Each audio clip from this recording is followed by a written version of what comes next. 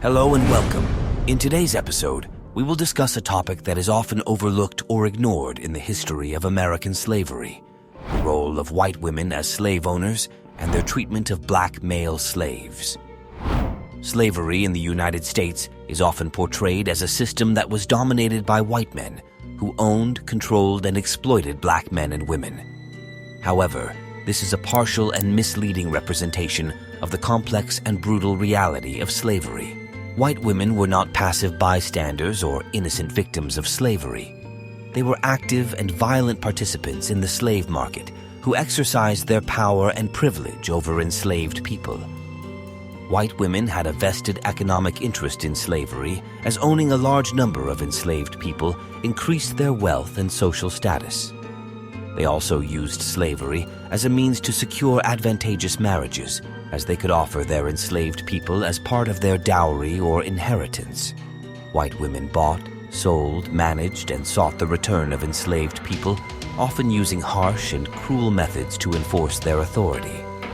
They also benefited from the sexual exploitation of enslaved women by their husbands, fathers, or brothers, as they could claim the children born from these unions as their property. White women were not only complicit in slavery, but also instrumental in its perpetuation and expansion. White women who owned slaves in the antebellum South had a significant role in shaping the lives and experiences of the enslaved people in their households, especially black male slaves. They often used them as personal servants, drivers, bodyguards, overseers, and sexual partners, depending on their needs and preferences. They also inflicted physical and psychological abuse on them, sometimes even more than their husbands or brothers, as a way of asserting their power and authority over them. White women's treatment of black male slaves was influenced by various factors, such as their class, marital status, ideology, religion, and personal feelings. Some white women developed affectionate or intimate relationships with black male slaves, while others exploited, humiliated, or tortured them. White women's interactions with black male slaves had profound implications for the social and racial dynamics of the slave society. One of the most notorious examples of a white woman slave owner who tortured and killed her black male slaves was Marie LaLaurie, a wealthy socialite from New Orleans. She was born in 1787 to a prominent French Creole family and married 3 times, each time to a wealthy man. She lived in a luxurious mansion at 1140 Royal Street, where she hosted lavish parties and entertained the elite of the city. However, behind her elegant facade, she was hiding a dark secret. She was a cruel and sadistic mistress who abused and mutilated her slaves in unimaginable ways. In 1834, a fire broke out in her mansion and revealed a horrific scene. Dozens of mutilated and chained slaves in her attic, some of whom had been experimented on by a local doctor. According to eyewitness accounts, some of the slaves had their limbs amputated, their eyes gouged out, their mouths sewn shut, their skin peeled off, and their organs exposed. The fire also exposed a hidden chamber where LaLaurie kept the corpses of her victims. When the public learned of her atrocities, they were outraged and stormed her mansion, destroying everything inside. LaLaurie fled the city with her family and escaped justice, while her slaves were rescued by the authorities and the public. She reportedly died in Paris in 1849, but her grave was never found. LaLaurie's legacy lives on as one of the most infamous figures in American history and a symbol of the horrors of slavery. Her mansion is now considered one of the most haunted places in New Orleans and has been featured in various books, movies, and TV shows. Another example of a white woman who exploited her black male slaves was Sally Hemings, the enslaved mistress of Thomas Jefferson, the 3rd President of the United States. Hemings was the half-sister of Jefferson's wife Martha, who had inherited her from their father John Wales, a wealthy planter and slave trader.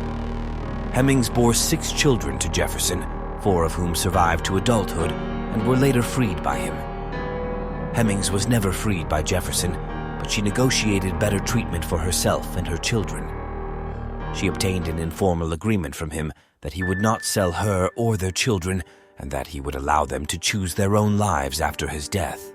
Hemings also enjoyed some privileges at Monticello, Jefferson's plantation, such as having a room of her own, being able to travel with him, and being spared from hard labor. Hemings's relationship with Jefferson has been a subject of controversy and debate for centuries, as some historians have denied or downplayed its existence, while others have affirmed or defended it.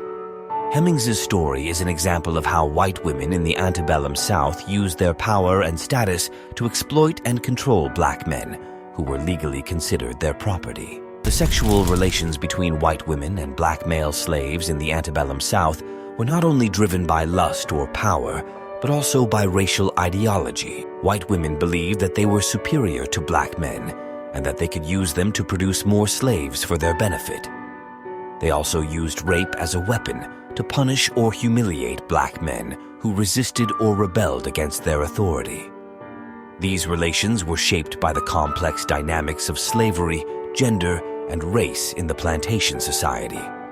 White women, who were expected to be pure and virtuous, often felt oppressed by their patriarchal husbands and sought sexual satisfaction elsewhere. Black men, who were dehumanized and exploited by their white masters, sometimes consented to or initiated sexual encounters with white women as a form of resistance or survival. However, these relations were also influenced by the white supremacist ideology that justified slavery and racial oppression. White women viewed black men as inferior and disposable, and used them to satisfy their sexual desires and reproductive needs. They also exploited their power over black men to coerce them into sexual acts or to rape them as a form of punishment or humiliation. These acts of violence were intended to reinforce the racial hierarchy and to deter black men from challenging white authority or seeking freedom. Therefore, the sexual relations between white women and black male slaves were not only driven by lust or power, but also by racial ideology. The sexual exploitation of black male slaves by white women had devastating consequences for both parties. It violated the sanctity of marriage and family for both whites and blacks, as it broke the vows of fidelity and loyalty that were expected from spouses. It also undermined the authority and dignity of black husbands and fathers, who were powerless to protect their wives and daughters from the abuse of their masters or mistresses. It created mixed-race offspring, who were often denied their rights and identity by both races, as they were seen as illegitimate and inferior by whites, and as reminders of the trauma and shame by blacks. It also fueled resentment and violence among white men who felt threatened by the sexual competition and betrayal of their wives or sisters, as they saw black men as rivals and enemies, and white women as unfaithful and corrupted. The history of white women as slave owners and their treatment of black male slaves is a dark and disturbing chapter in American history that challenges our assumptions and stereotypes about slavery, gender, and race. It shows us that slavery was not only a system of economic exploitation, but also a system of sexual oppression and domination that affected everyone involved. White women, who were often seen as passive and virtuous, exercised their power and authority over black male slaves in various ways, such as forcing them to work, punishing them, raping them, selling them, or bearing their children. These actions not only violated the human rights and dignity of black men, but also threatened the patriarchal order and racial hierarchy that sustained slavery. By examining the history of white women as slave owners and their treatment of black male slaves, we can gain a deeper and more nuanced understanding of the complex and contradictory nature of slavery, gender, and race in America. Thank you for watching this episode. If you liked this video, please give it a thumbs up and subscribe to our channel for more content like this. Also, don't forget to leave your comments and questions below. We would love to hear your thoughts and feedback on this topic. Until next time, stay curious and keep learning.